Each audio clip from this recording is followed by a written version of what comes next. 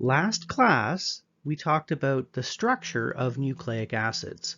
Nucleic acids are DNA and RNA, and this is the information of the cell. DNA specifically is stored long-term in the cell's nucleus, if we're talking about a eukaryote, and that DNA is passed down from cell to cell. It's passed down from generation to generation. It can change over time, and that results in evolution, something we'll touch on later as well. But DNA stores information, and it's used to make RNA. And RNA carries that information out to a ribosome that can then decode that into protein, and the protein does all the work in the cell. The proteins are enzymes and channels and defensive molecules and all this stuff that kind of makes you, you. It determines what the cell is going to do, how it's going to perform, what it's capable of. So we're going to go back very briefly and just review the structure of these molecules. So forgive me if I'm repeating myself a bit, but it is important that we understand how these molecules are structured. Then we'll look at how they're used and decoded in the cell. And of course, that should lead into some interesting discussions of how we can manipulate DNA and modify it, how we can use DNA in medicine and other applications. Genetics, as we'll see, is based upon an underlying principle known as the central dogma of molecular biology. And it's not nearly as frightening as it sounds. It simply states that cells contain DNA as their genetic material. DNA contains information, and that information is passed down from one generation to the next. To do that, of course, DNA has to be replicated. So before a cell divides, we have to have 2 copies of that information. DNA serves as a template to make RNA. And then RNA is used by ribosomes to make proteins. So DNA is transcribed into RNA, and then it's translated by a ribosome to make protein. The information that's contained within DNA and RNA is information needed to arrange amino acids in a particular sequence. So DNA is our genetic or hereditary material, and protein, remember, is the functional material of the cell. So proteins are enzymes that can manufacture lipids and carbohydrates, enzymes that can do all sorts of things. Proteins are channels. There are motor proteins, etc. So proteins do all the work. The DNA is simply the information. Within the DNA, we have discrete sequences that code for particular proteins, and those discrete sequences are known as genes. Now, a lot of people will tell you that the nucleus of a eukaryotic cell is the brain of the cell. I don't really like that analogy. I prefer the analogy of a library. The nucleus is the library, and it contains bookcases filled with books. Each bookcase is a chromosome. And on a particular bookcase, we're going to have a particular set of books. Each of those books is a gene, and each one of those books contains the blueprints for one particular protein. Bacteria, of course, don't have a nucleus. Now, they still have genetic information. They have DNA, of course, but they have it in one great big circle. And that's not contained in a separate compartment. So the first step, transcription, where we take DNA and use that to make messenger RNA, that would occur within the nucleus in a eukaryotic cell. And then the messenger RNA that resulted would have to move out into the cytosol and find a ribosome. Well, in bacteria cells, that messenger RNA gets dumped into the cytosol immediately, and then we have ribosomes that are nearby, in contact with the DNA in some cases, that can then translate it immediately. This speeds up the process quite a bit. In fact, as transcription is occurring before the messenger RNA has even detached from the DNA, it can already be in the process of translation. This is one of the reasons that bacteria can divide and do stuff really, really quickly. Just a little more recap here. Remember from our last topic that all macromolecules are made up of monomers, smaller bits. And for DNA and RNA, the monomers are nucleotides. A nucleotide has 3 parts itself. A nucleotide has a nitrogenous base, a sugar, and a phosphate group, or 2 or 3. We'll talk about that in just a moment. There are 5 different nitrogenous bases. And the nitrogenous bases are the information. It's the sequence of nitrogenous bases that determine what this piece of DNA or RNA codes for. We have purines that are wider molecules. They consist of 2 ring-like structures. And then we have pyrimidines. Thymine, cytosine, and uracil, they just have 1 ring. Nucleotides have a phosphate, or 2 or 3 attached to them. These are what are used to build a new RNA or DNA molecule. What happens is we have nucleotides coming in, bonding to each other, losing all but one of their phosphates, and the phosphate serves as a link between those 2 nucleotides. When we're talking about a sequence within a DNA molecule, though, we'll quite often just ignore the phosphate, and we can refer to just the sugar and the base as a nucleoside. Let's take a look at the sugars that are found in nucleic acids, and we'll start with the sugar that's found in RNA. That sugar is known as ribose, and RNA stands for ribonucleic acid, so the name makes sense. Note that we have 5 carbons, and they're numbered 1 through 5. Actually, they're numbered 1' through 5'.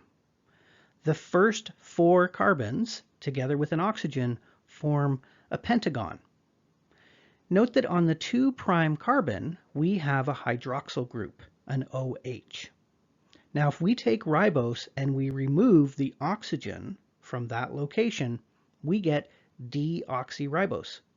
D means without. Oxy refers to oxygen, so we have removed 1 oxygen from that sugar, and that's the only thing we've done to change it to deoxyribose.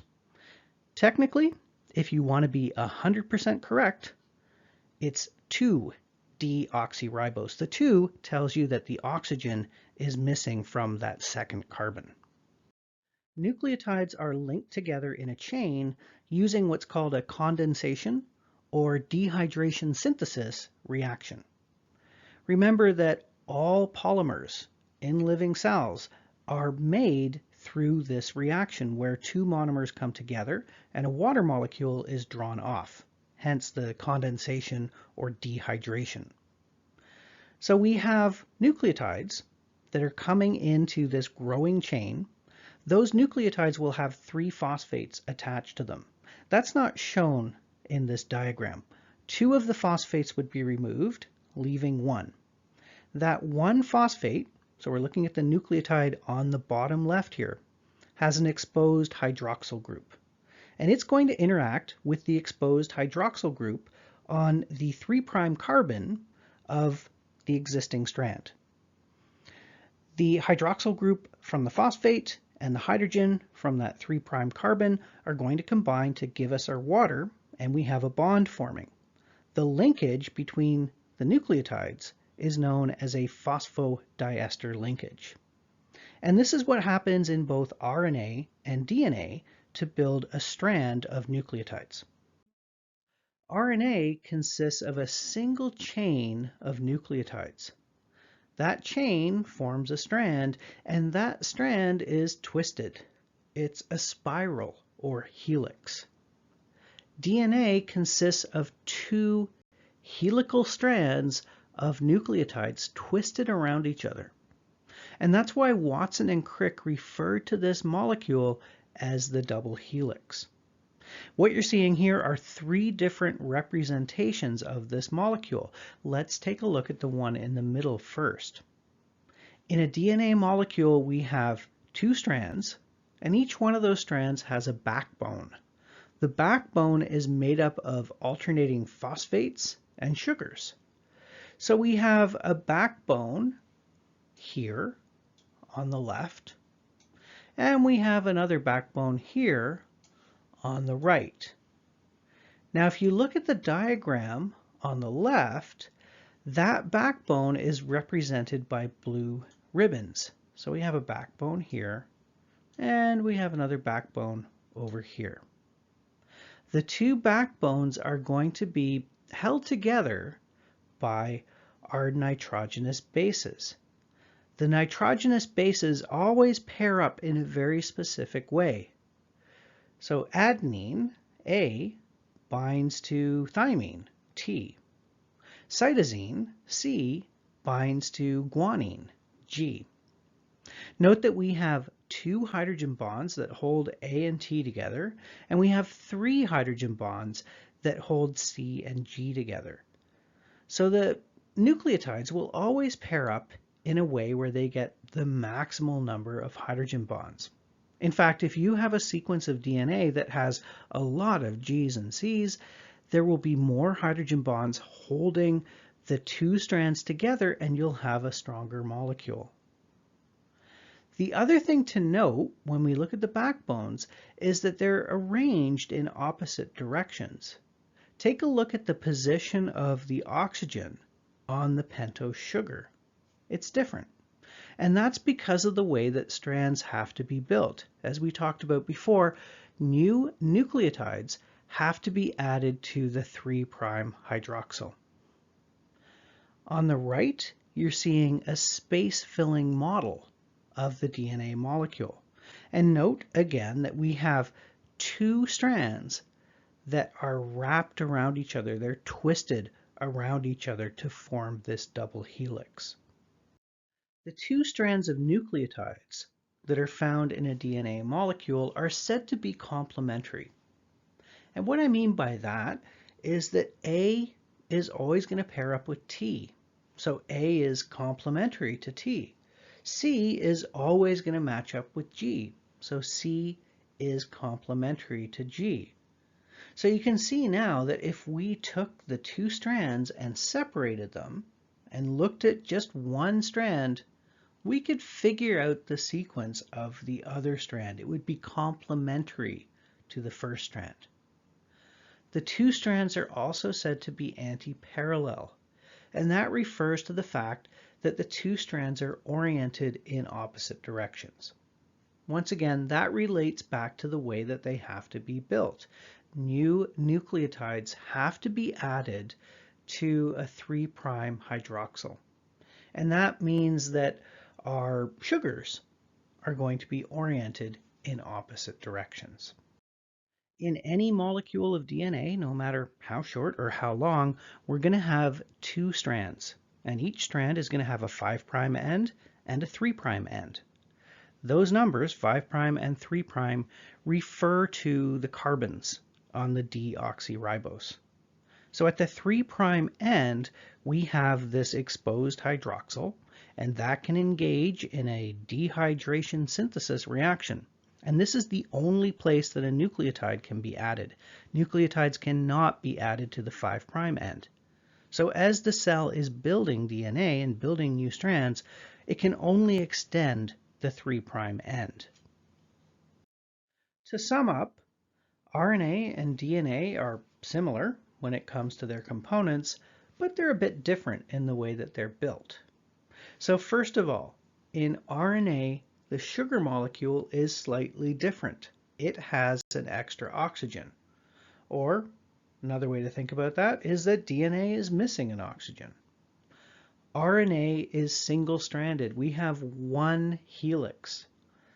That makes RNA a rather delicate molecule. There are lots of enzymes in the cell and on the surface of your body, etc., that will gobble up RNA and break it quite easily.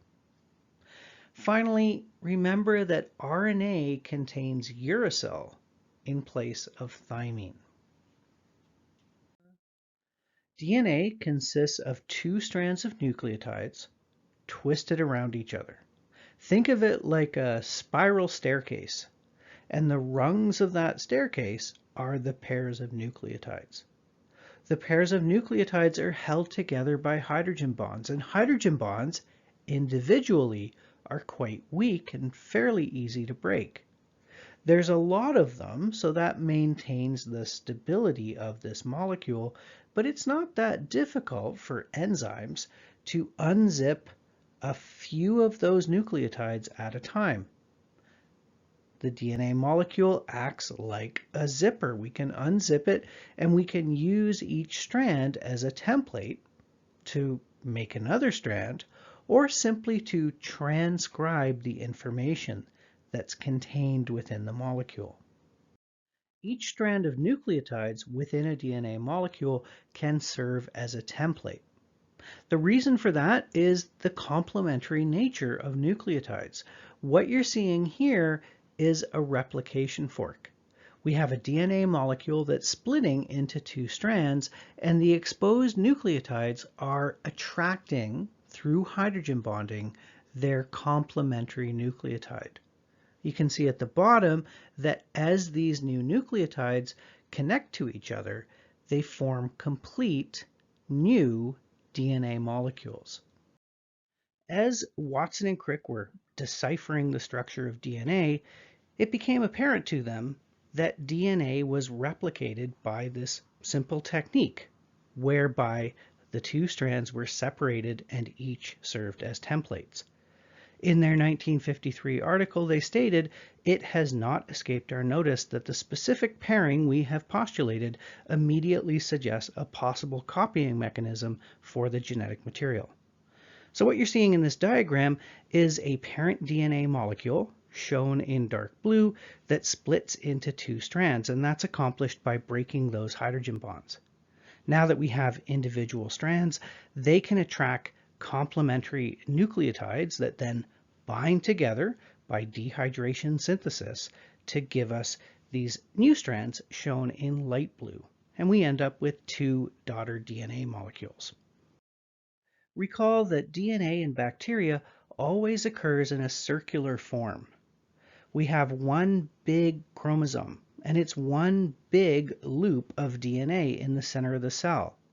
We can have plasmids as well. Plasmids are tiny little circles that only contain one or a few genes, and we can have multiple copies of plasmids within a bacterial cell. On the chromosome, and also on the plasmids, we have a sequence of DNA known as the origin of replication, sometimes just shortened to ORI. There are proteins that recognize this specific sequence. They bind to it and they allow an enzyme known as DNA polymerase to bind at that spot. DNA polymerase, as the name suggests, is an enzyme that builds DNA. It takes monomers, nucleotides, and links them together to make a polymer, to make a new strand of DNA. The DNA is unzipped into two strands at the origin of replication. And then DNA polymerase can do its work. It's going to build new strands, daughter strands, using the parental strands as templates. That area that was opened up as the DNA was unzipped at the origin of replication is known as a replication bubble. At either ends of the replication bubble, we have replication forks. This is where the parental DNA is being unzipped, a few nucleotides at a time.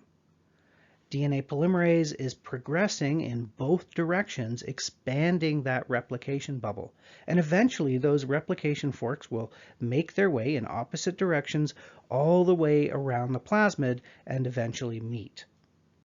The image that you're seeing at the bottom here is a scanning electron micrograph. It's showing a plasmid in the process of replicating.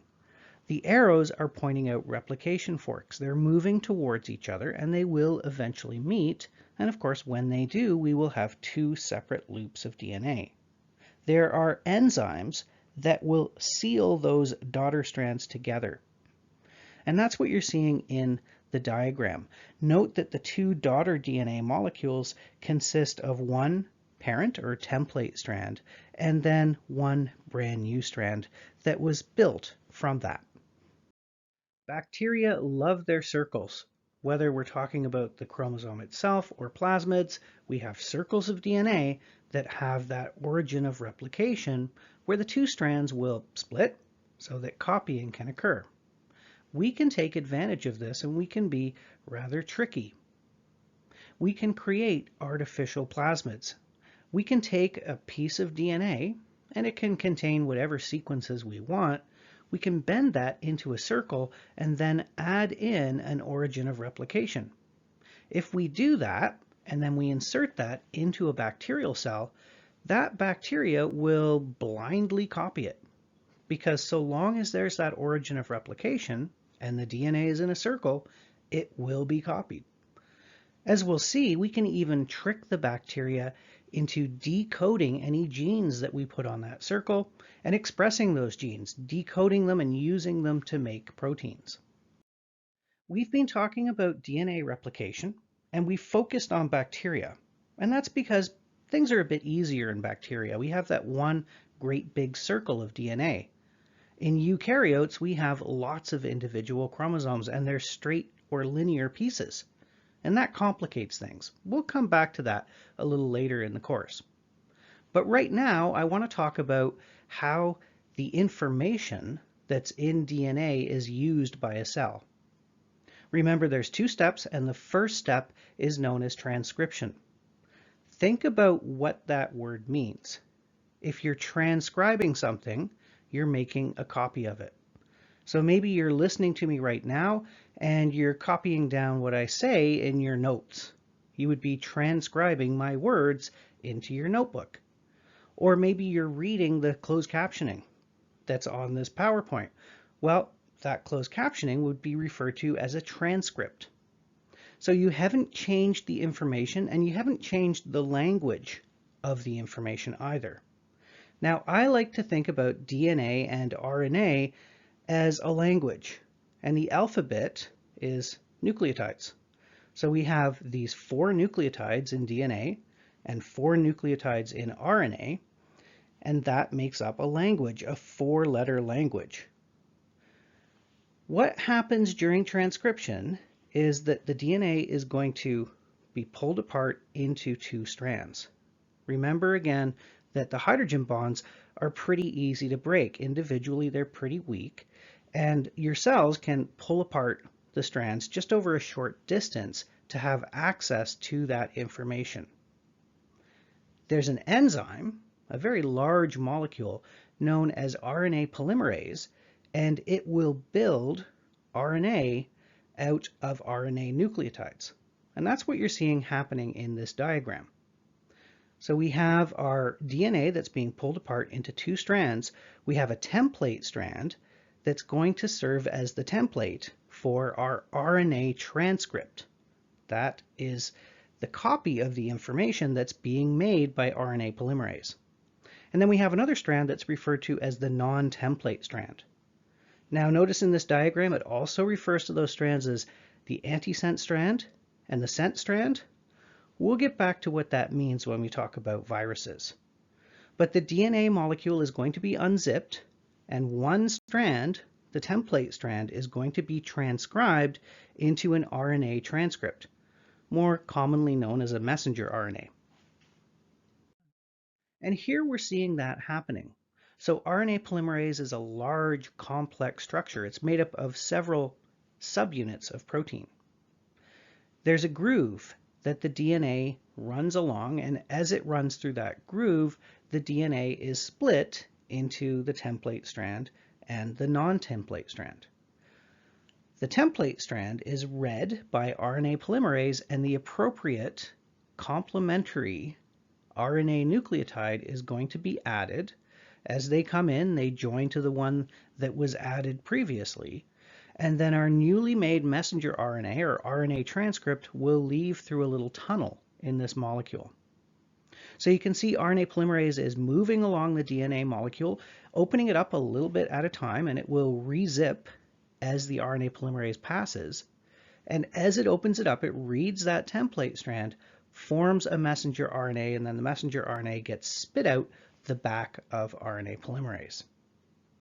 And here we're seeing the same thing again, just in a bit more detail. So the different colors that you see here are different large proteins that make up this very complex enzyme. Let's take a look at a hypothetical example. That sequence that I've written in red represents a hypothetical template strand sequence from the gene of a chromosome. What's going to happen is RNA polymerase is going to come along and it's going to move in this direction. And as it does that, it's going to read the information on that template strand and use that to make a complementary messenger RNA strand, a transcript. So the first letter it sees there is a T. Well, the complementary nucleotide would be an A. The next nucleotide that it sees in the DNA is an A. Well, if we were talking about DNA, then the complementary nucleotide would be a T, of course, but we're talking about RNA, so it's going to insert a U and it's going to attach it to that A. Then it sees a C, the complementary nucleotide is a G, it's going to be added to that growing chain, etc. And this will proceed down the entire length of the gene, which of course would be much larger than what you see here. A gene codes for one messenger RNA, and that messenger RNA codes for one protein. Now, to be honest, it's a little trickier than that because the messenger RNA can be modified before it gets to the ribosome. So we can actually have a gene coding for proteins that are tweaked a bit, so similar forms of a protein. But for our purposes, we're not going to worry about that. That's a bit beyond this course. A gene is defined by two sequences. There is a promoter sequence at the start of the gene, and there's a terminator sequence at the end of the gene. So these are sequences on the DNA. And they tell the RNA polymerase where to start and where to stop.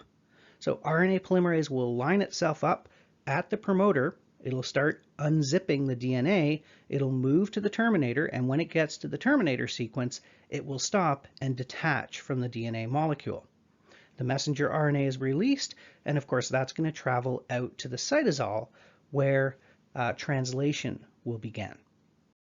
Translation is the second step in this process of using the information within DNA. And again, think about what the word means. Translation is a change in language.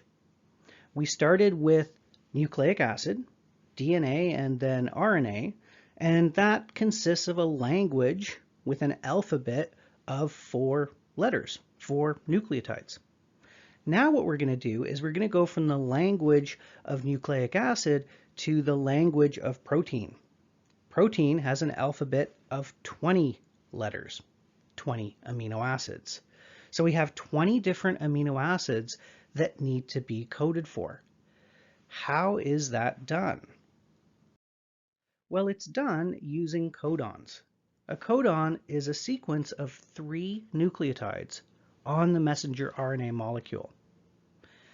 All living things use the same genetic code, and that's because all living things can be traced back to the first population of cells that appeared on the Earth, and they were the ones that evolved this genetic code. So whether we're talking about humans or penguins or dragonflies or bacteria, it doesn't matter. All of these living organisms use the same code. And that means we can take DNA from one organism and put it into another, and it works. It will work in that organism. It will be decoded into the exact same protein. Viruses use this trick as well. Viruses use the same code. They can take their genetic information, put it into a cell, and trick that cell into decoding it. So let's take a look at a little example here of how this decoder that you see in front of you actually works. So we've got a short little sequence here that consists of only 2 codons. We've got CUA, that's our first codon, and GGC would be our second codon. Let's try to decode that first codon. So our very first letter in that triplet of nucleotides is a C. So we go here, where it says first letter, and we identify the C as our first letter. Our second letter on this axis is a U, and our third letter over on the right is an A here. And then we look for where all of those intersect, and we find the codon we're after right here, CUA. And that codes for the amino acid leucine. We could take a look at our second codon, GGC, and if we follow the same format here, we can find GGC down the bottom right, and that codes for the amino acid glycine.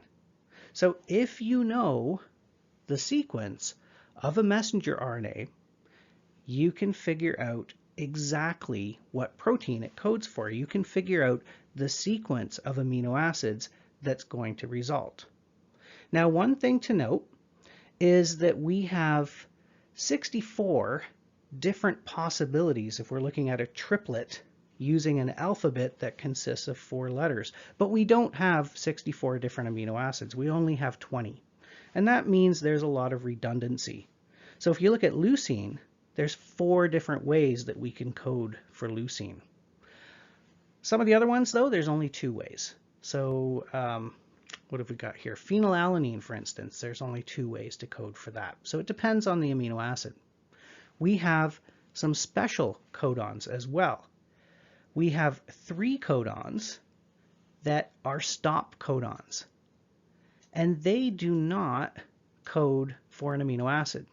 Instead, when the ribosome gets to that sequence, so a UAA, a UAG, or a UGA, the ribosome stops translating, and the ribosome falls off of the messenger RNA. So this is the sequence that tells the ribosome to stop translating. And then we have one very special codon known as the start codon, AUG. And that is the only codon I want you to remember. If I ask you to decode a sequence, I will give you a decoder, but you should be familiar with that one codon, AUG. Now it does code for an amino acid. It codes for methionine. And for this reason, methionine is always the first amino acid in a protein. So it tells the ribosome where to start translating, and the ribosome does actually read that codon, and it adds a methionine as its very first amino acid. Now, quite often that methionine is going to be cut off later. In many ways, the functioning of a ribosome is similar to the functioning of RNA polymerase. RNA polymerase will travel along one strand of DNA, read the information that it contains, and use that to make a messenger RNA. But remember, this is pretty much straight up copying. The ribosome is going to move along a messenger RNA, read that information, and use that information to make a sequence of amino acids, so to make a protein. And you're seeing that happening in this diagram. So on that diagram, the messenger RNA is shown moving to the left. But we could just as easily think of that as the ribosome moving to the right. It's all relative. Anyway, the ribosome is going to move relative to the messenger RNA, and as it does, it's going to read the codons that are on the messenger RNA. So we have our ribosome. Our ribosome consists of 2 parts, and they're clamped onto that messenger RNA. We have the messenger RNA itself, and then we also have something called a transfer RNA, or tRNA. And these transfer RNAs are responsible for transferring the appropriate amino acid to the ribosome. So let's take a look at that. We have a transfer RNA here, and you can see that it's bound to glycine. At the other end, we have an anticodon, and the anticodon in this case is CCG. Now, any transfer RNA that has the anticodon CCG will always associate with glycine and nothing else. That's what makes the whole genetic code work. If that wasn't the case, we wouldn't have a genetic code. There are enzymes that look at that anticodon and add the appropriate amino acid to the other end of the transfer RNA. That particular anticodon is complementary to this codon here, GGC. So the anticodon will bind to the codon, and it won't bind anywhere else. So this is how that code is decoded. So what's going to happen is the transfer RNA is going to bring in the appropriate amino acid, and after that happens, everything is going to shift. The ribosome is going to shift to the right, or the messenger RNA to the left, however you want to think about it. And that transfer RNA is going to move to the second slot in the ribosome. The transfer RNA that was already in that second slot is going to get kicked out. The other thing that's going to happen is the glycine is going to be added to this phenylalanine. So it's going to be added before that previous transfer RNA is kicked off of the ribosome. So every time the ribosome moves, we have a new incoming amino acid that's added to the end of the chain. The chain keeps growing until our ribosome gets to a stop codon, and then everything falls apart and the protein is finished. Let's quickly take another look at this process. So on our messenger RNA in this example, we have a start codon, AUG. And that's the sequence that informed the ribosome where it should start. That told the ribosome where to clamp onto the messenger RNA and start decoding. A transfer RNA with the anticodon UAC bound to that codon, and that anticodon is always associated with a transfer RNA that carries methionine. Then we had a second transfer RNA bind to this codon, ACG. And this transfer RNA brought in with it serine. The next thing that happened is the serine was bounded to methionine to form a peptide bond. And as you know, that's a result of a dehydration synthesis. Now at this point, that first transfer RNA can leave. It's contributed its methionine. It'll go off and find another one and wait until it's needed again. So these transfer RNAs are recycled. Now we have a new transfer RNA coming in, and it's recognizing this codon, CAA. So the movement of the ribosome opened up this spot for that new transfer RNA to bind. This transfer RNA is carrying glutamic acid, and now it's going to be transferred to the serine and form a peptide bond. And then once again, as things shift, the second transfer RNA is going to be kicked out and recycled, and a new one carrying proline is going to enter. Transfer RNA is an odd molecule. Now I've stated that RNA is single-stranded, and that is usually the case.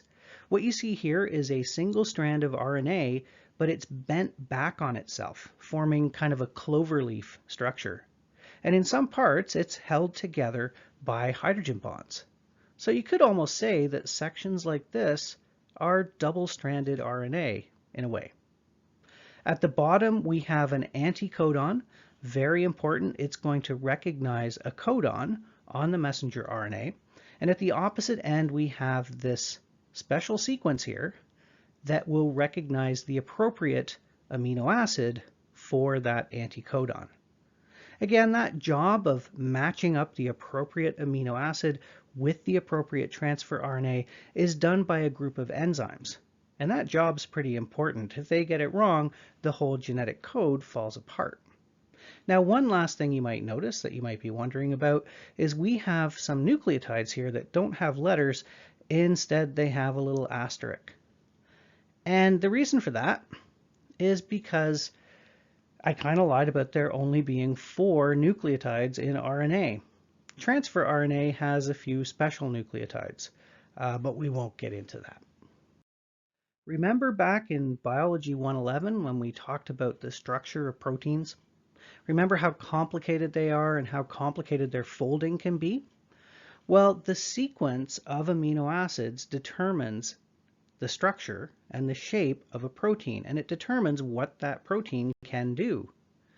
What you're seeing here is the assembly of amino acids into a polypeptide or protein. And you're seeing the functional groups highlighted in blue. Remember, that's the part that sticks out from the amino acid. It can be very simple, so we can have an R group or functional group that's just a hydrogen. But some of them are quite complicated. We can have large ring-shaped structures, for instance. We can have some amino acids that have a charge, and that means that they're going to interact with water. They're going to be hydrophilic. They'll interact with other molecules that are charged. We can have other ones that are hydrophobic. That's going to have a big impact on how this protein folds itself and how it interacts with other parts of the cell. We can have some that contain sulfur that can be involved in covalent bonds that will help stabilize the protein, etc. So what it all comes down to when we're talking about what a protein does, it comes down to the sequence of functional groups. And that is ultimately determined by the sequence of nucleotides in the DNA. Back in the day, kids used to get excited about decoder rings. So you could wear this ring and you could change the settings on it and share those settings with your friends, and then you could use it to send and decode secret messages.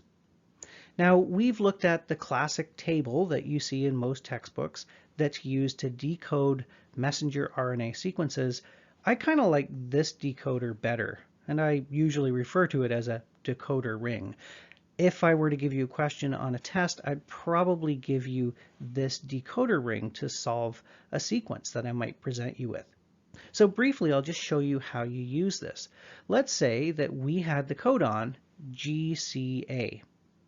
Your first letter is in the middle. So we start with our G in the center of the decoder ring.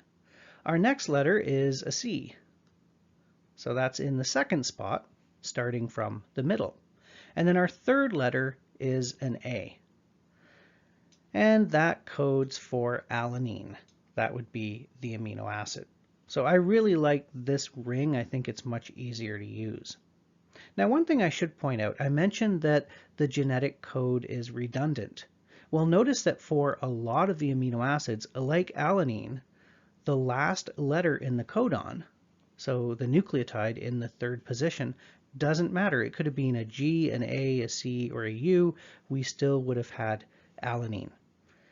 That last codon is sometimes referred to as the wobble position because it really doesn't matter what's there. Not for all of the amino acids, but for quite a few of them.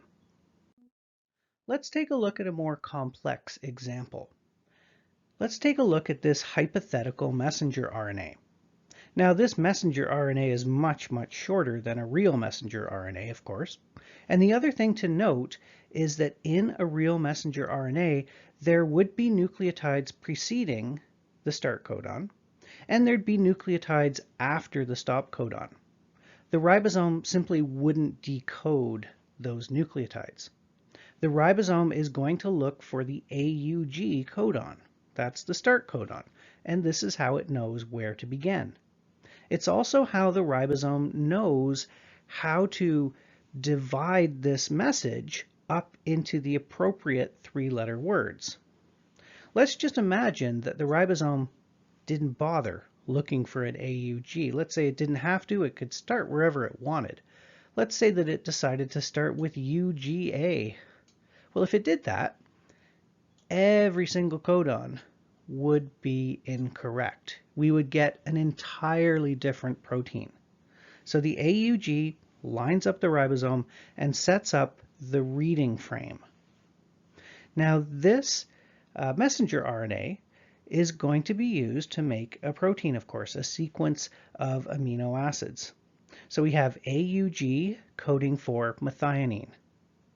That's always going to be the case, but as I mentioned, the methionine might be removed later. Then we have ACU coding for threonine, AGA coding for arginine, GGA coding for glycine.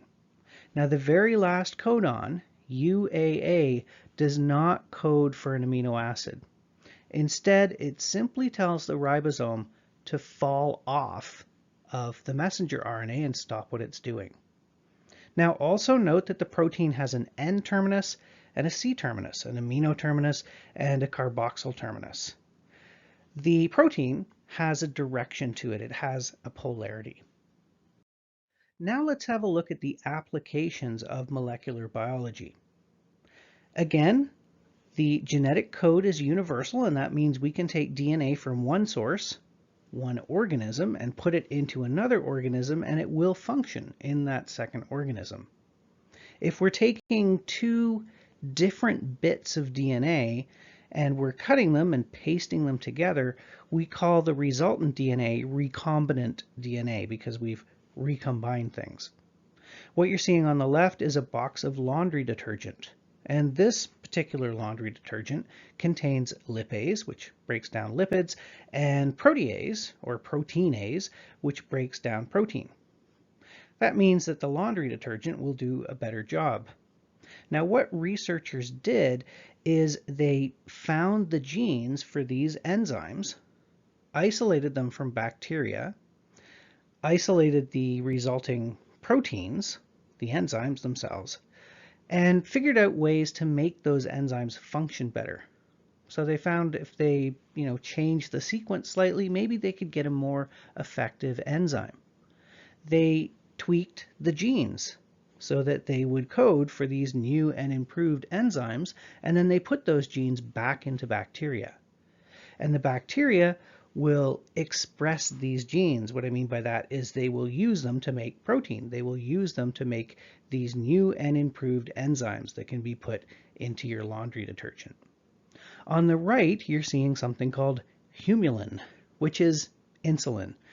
It's human insulin that was produced by bacteria. So they've taken the gene for human insulin from humans, put that into a plasmid, put that into bacteria, and trick the bacteria into making human insulin that can then be collected quite easily. Note that on the box there it says that this is human insulin of rDNA origin. That R stands for recombinant. When you take genes from two different organisms and bring them together, we say that you've created a transgenic organism. And you can do some rather scary things with this technology and also some rather wonderful things. Now what you're seeing here in A is a tobacco plant that can actually express a firefly gene. The gene that would make a firefly's butt light up has been put into this tobacco plant and it can light up now. The pig that you see here contains a gene that codes for a fluorescent protein that's found in jellyfish. And it's being turned on just in certain parts of the body. So you can see that his toes, his nose, his extremities are lighting up, or more correctly, fluorescing because of this jellyfish gene. And you might think, why in the world would someone do something like this? Well, these turned out to be very, very useful research tools.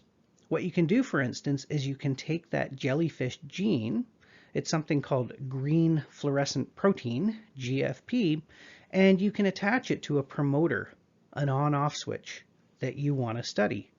So for instance, let's say you have a promoter, but you don't know what cells turn it on or what cells turn it off.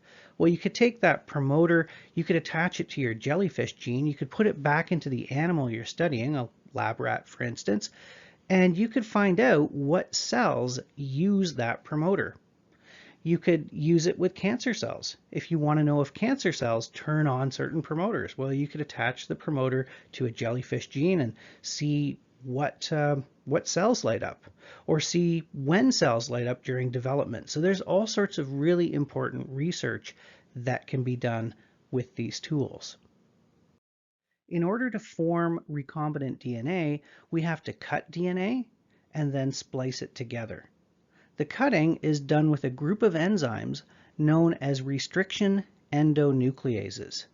These are enzymes we've known about since the 1970s, and we've isolated thousands of them. And what's really fascinating is these enzymes all cut at very specific sites. So if we know the sequence of DNA that we want to cut, we can find an enzyme that will cut at that exact spot. Incidentally, these are enzymes that were isolated from bacteria. They're used by bacteria to protect themselves from bacteriophages. Bacteriophages are viruses that inject their own DNA into bacterial cells. And the bacteria use these enzymes to chop up that DNA and try to thwart the advances of these bacteriophages.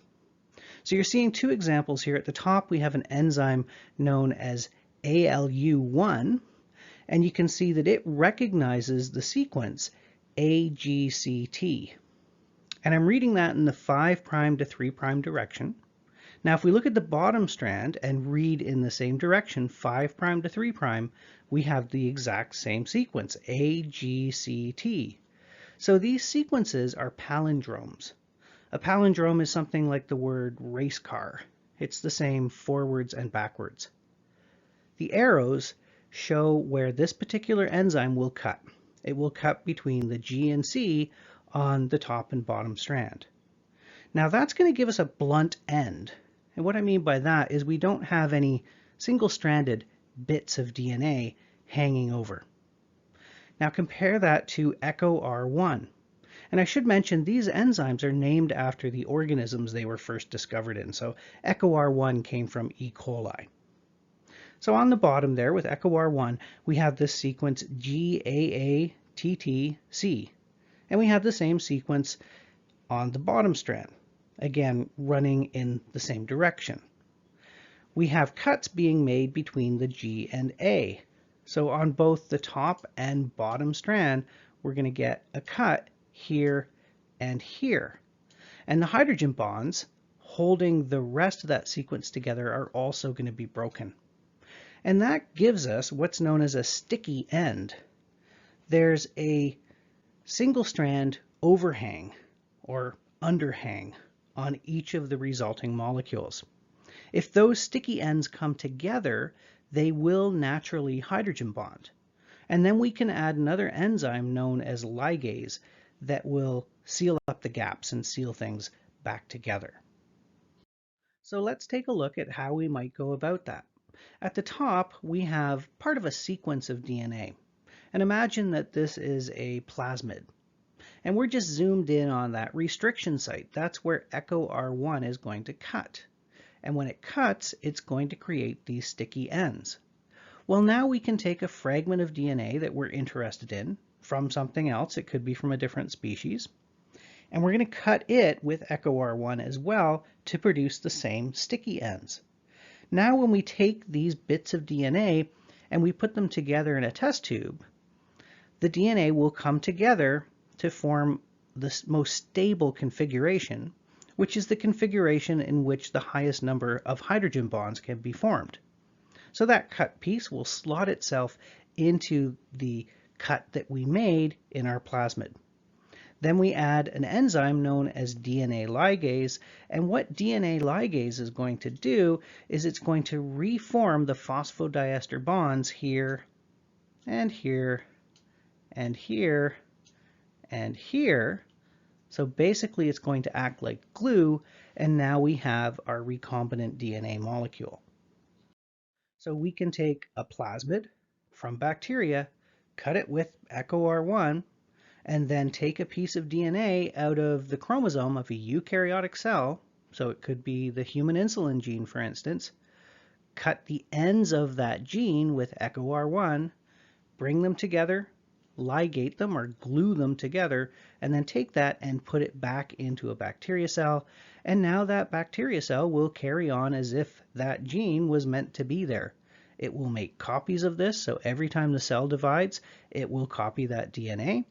And also, if it's put in correctly, it will express that gene. It will use it to make protein. Some amazing things have been done with this sort of technology.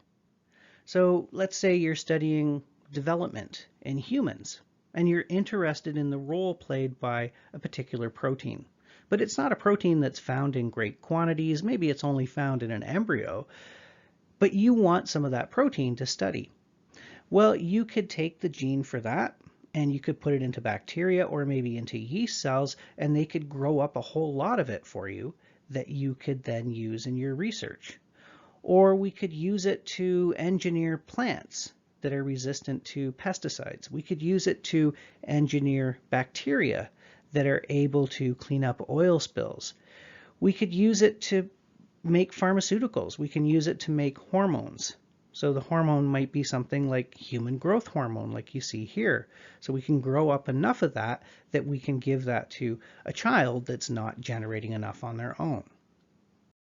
There are many companies that sell commercial plasmids, plasmids that have been tweaked and engineered from scratch that you can use in your research. And I should mention the E. coli that are used in this sort of research are crippled. They've intentionally been mutated so that they're missing something from their chromosome. And you need to add something typically to their diet that they can't make on their own.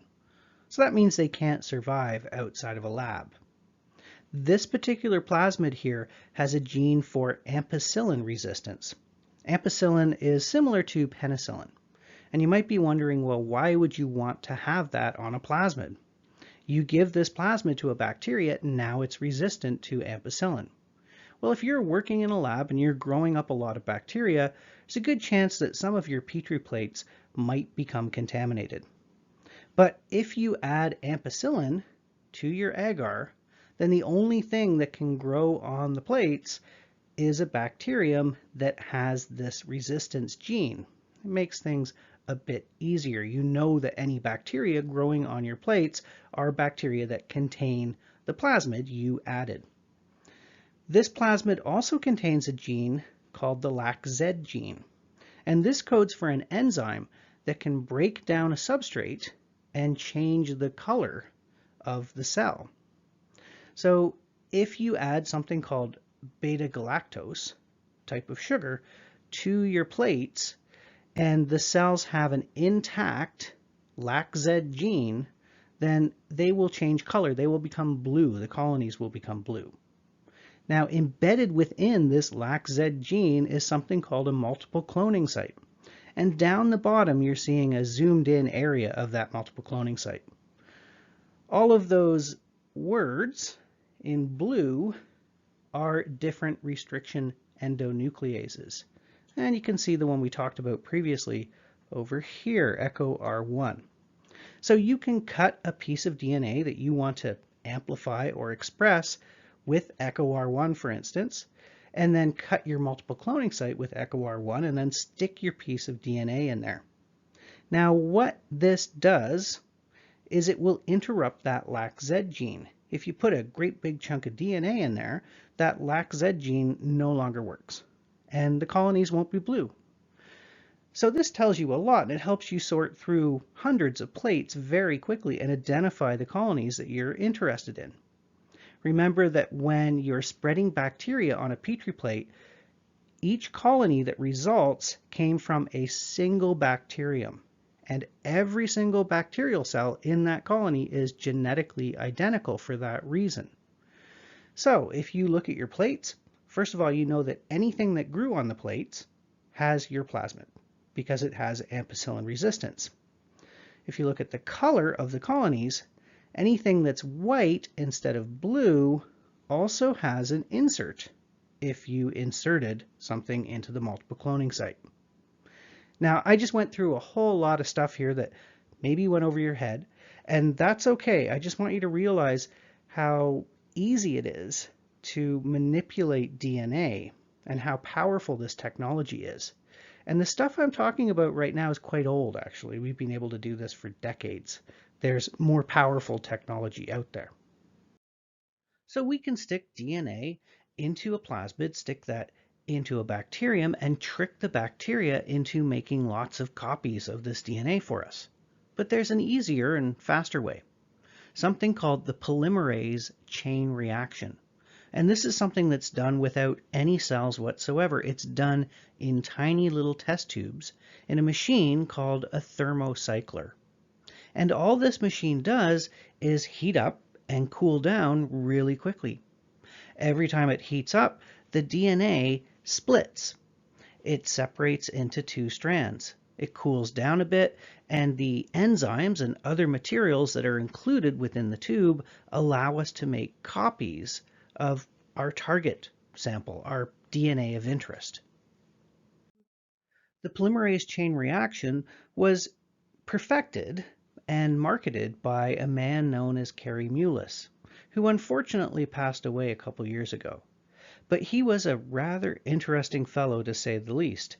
He was a Nobel Prize winner in biochemistry, he was a surfer, and he had some interesting tales about talking to fluorescent extraterrestrial raccoons.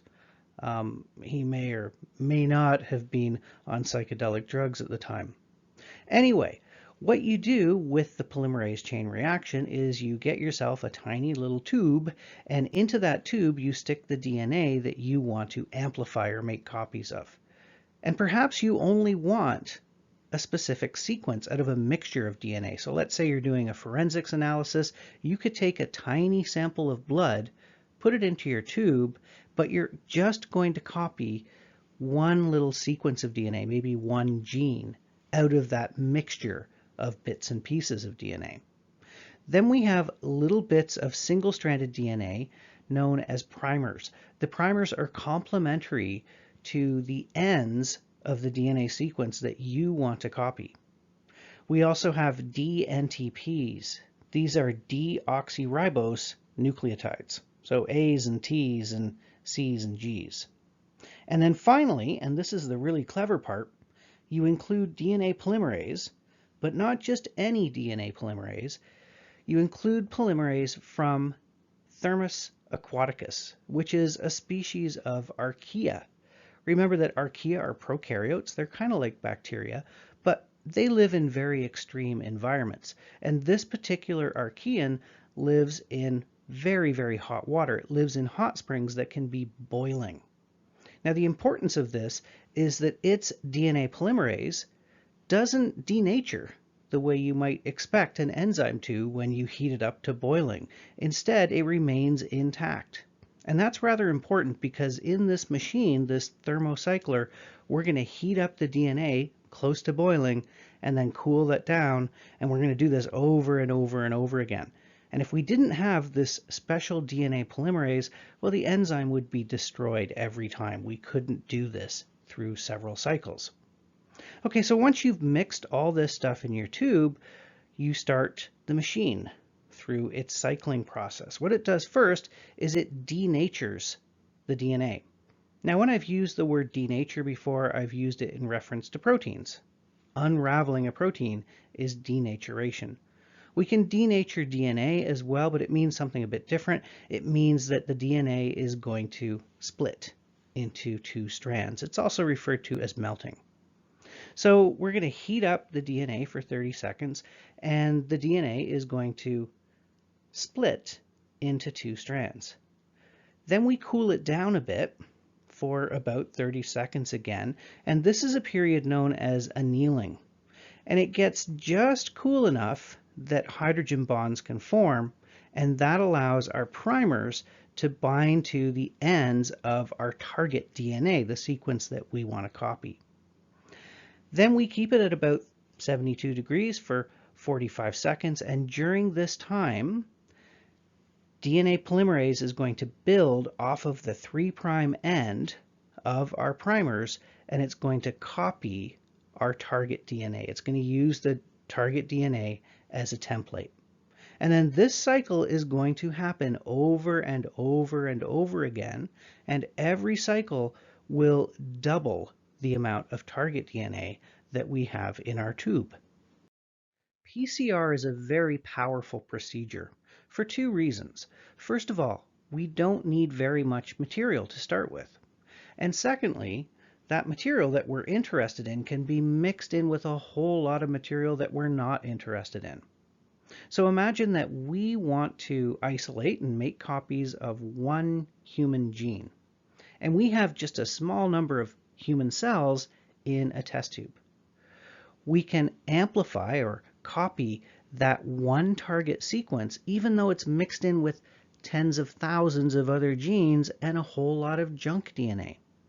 So we can isolate that one gene from the entire genome, which is the complete set of genes that make up an organism. So here's how that happens.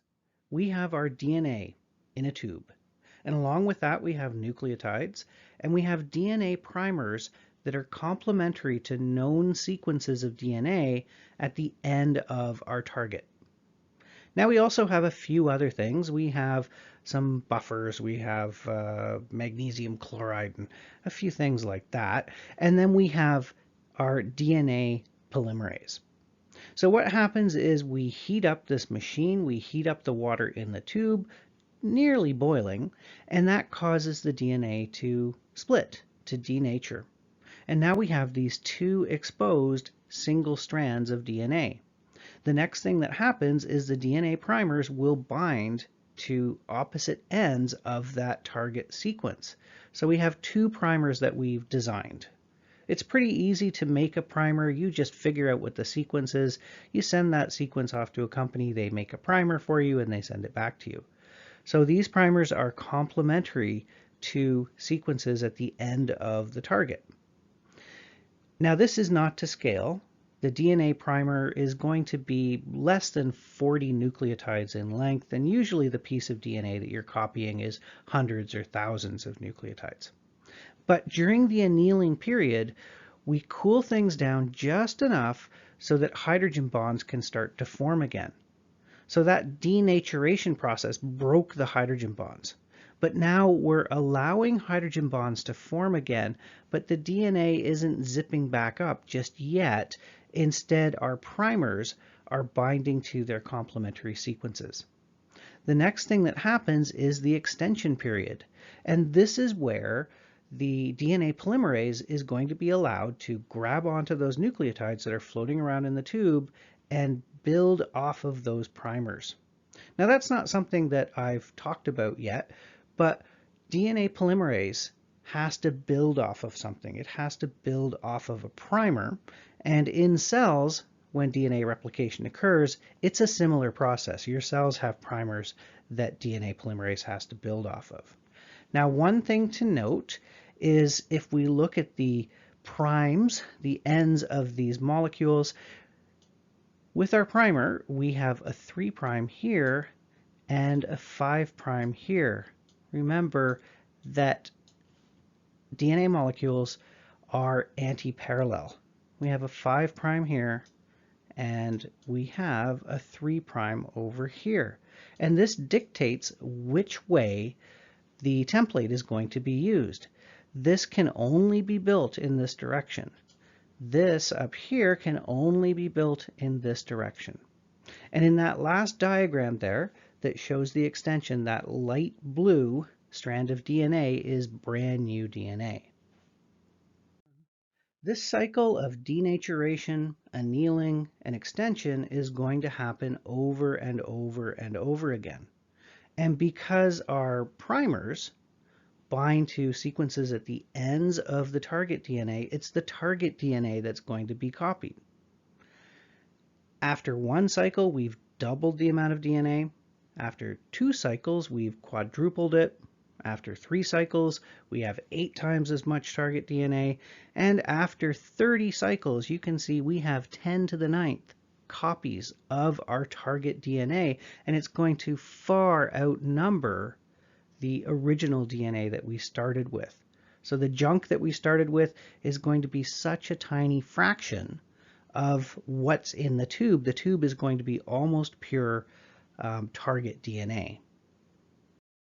One more technique that's essential to molecular biology is gel electrophoresis. What you're seeing in this photograph here is an agarose gel. So it's this dense gelatin-like material that's made out of something called agarose. And within this gel, there are wells, little depressions, and you can see them here. Now, what's being done is someone has taken some of the DNA they're interested in, and they've mixed it with a dye, so they can see what they're doing as they load this thing, and also mixed it with some glycerol, which will allow the DNA to sink to the bottom of the well, because this gel is submerged. It's submerged in a buffer that will conduct electricity. DNA has a slightly negative charge, and that's because it's got negative phosphates that stick out on the outside of the backbone. If you run an electric current through this apparatus, the DNA will be repelled from the negative terminal and move towards the positive terminal.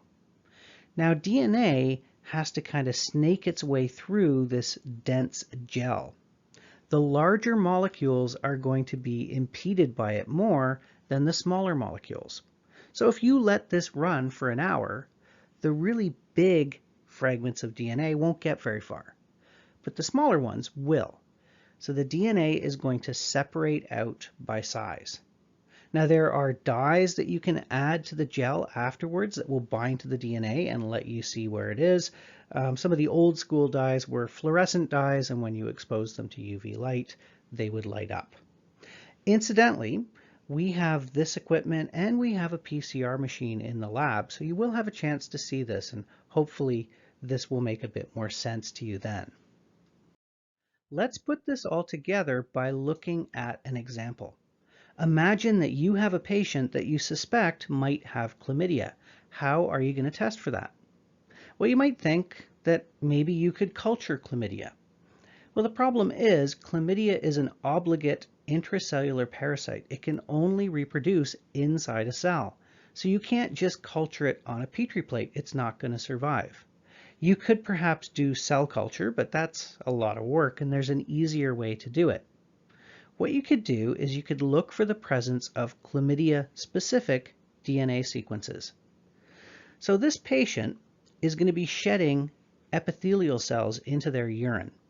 You can take a small sample of that urine and use PCR to find out if there's any chlamydia DNA, which there would be if he has chlamydia living in those shed epithelial cells. So let's imagine that we're looking at just that little bit of DNA that you're interested in. So this is part of a great big circle of DNA. So remember, even though chlamydia are quite simple, they are still bacteria. They do have a circular chromosome. And we are interested just in this little bit from here to here. So just a tiny fragment of the entire circle of DNA. And we're looking at double-stranded DNA here. Well, what you can do is you can design primers that will recognize the ends of your target sequence. So you design a primer that you know will bind to a DNA sequence that's specific to chlamydia. You've got a primer at one end, you've got a primer at the other end. And then with PCR, what's going to happen is those areas are going to be amplified. So we're going to make copies just of that target sequence. Now let's say that we know the size of that. Chlamydia is being sequenced, as have a lot of other organisms, and even if they haven't been totally sequenced, we know about several genes that are present and specific. So let's say that we know this gene is 260 base pairs in length. Now, what do I mean by base pair? A base pair consists of two nucleotides bound together, so one on each strand. So we have 260 nucleotides between those two purple lines I've drawn. Well, now what we can do is we can do our PCR, and then we can take the sample that we get out of the PCR reaction and run it onto an agarose gel, and we can look to see if we have a fragment of DNA that's 260 base pairs in length. That's what you're seeing on the gel here. The very first lane that's marked M contains marker DNA. It contains bits and pieces of DNA of known sizes that you can compare your target sequence to. We have some lanes here, two that contain our PCR sample of urine and then a negative control from someone we know doesn't have chlamydia, and we can compare them. And sure enough, note that in our patient here, we have this 260 base pair, very noticeable band. My arrow is not noticeable, but very noticeable band, and my arrow is still not noticeable, but very noticeable band here that tells us that chlamydia is indeed present. So this is a very quick and easy way to find out if a certain pathogen is present, and it's something that would only take a few hours to do. Well, that was a pretty intense topic. There was a lot of new technical stuff there thrown at you, and if some of that didn't quite gel, if some of it went over your head, that's okay for the moment. We're going to come back and talk about those applications more. So I know I went through some of the bioengineering type stuff rather quickly, but we're going to come back and look at specific examples later and go through them a bit more slowly. But I want you to have a sense of how DNA works and the fact that the code is universal. So DNA has a set code. That code is the same for every organism, meaning that DNA taken from one organism and put into another will be decoded and used. We can do a bunch of interesting and maybe unethical, we'll talk about that later, things with DNA because of that. But it's also really important when it comes to viruses, and we're going to talk about viruses in a little while. Viruses are fascinating. They're not technically alive. Most biologists do not consider them to be living. They're not like cells. Instead, they're just bags of information. That's it. There's a little protein capsule that contains DNA or RNA, and that's injected into the cell. The cell decodes it, and the virus hijacks the cell. It takes it over, but it can't do anything on its own. It doesn't have ribosomes. It doesn't have all that machinery. A virus is just information, as we'll see. What you're seeing here is a summary of how this whole system works. So we have genes on our chromosomes. Each gene codes for a messenger RNA that codes for a protein. So you have about 24,000 different genes that code for all the proteins that you need to make your cells function. Now, different people, of course, have slightly different versions of those genes. If we didn't, we'd all look the same. And of course, we don't. So there's mutations that develop in DNA. Sometimes the changes are good, sometimes they're bad, but that accounts for the variability that we see in people and in any species. The information that you have in your DNA is referred to as your genotype. Those genes code for messenger RNA that then is used to make protein, and protein controls your phenotype. Your phenotype is how you look. Your phenotype is whether or not you can make a certain enzyme. Your phenotype might be how you act in some cases. There's some behaviors that do have a component of genetics to them.